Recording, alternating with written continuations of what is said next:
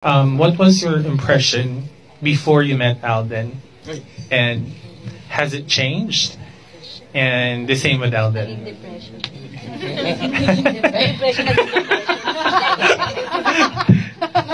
Opo, before ko pa siya makalala, ang dami ko nang naririnig about him. Pero siya, good!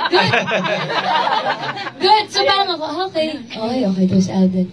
So iba pag ikaw mismo yung naka-experience. So, totoo po yun, lahat ng sinabi nila. And, yung sinabi ko po sa interview ko po, nung sa press con po ata, first impression ko sa kanya was very mature. Kasi the way he talks, kung paano po gumalaw, pero hindi pala masyado. Hindi pala masyado pag nakilala mo siya. So, yun na naman yung first impression ko. Pero, lahat po ng mga sabi nila totoo. So, napatunayan ko yun. And ngayon ako pa yung isa sa magsasabi nun sa ibang tao na, pag nakatrabaho si Alden, ayos, hindi wala kang problema. Agree kami dyan. May naman. How about Alden? Ano namang first impression mo kay Catherine? And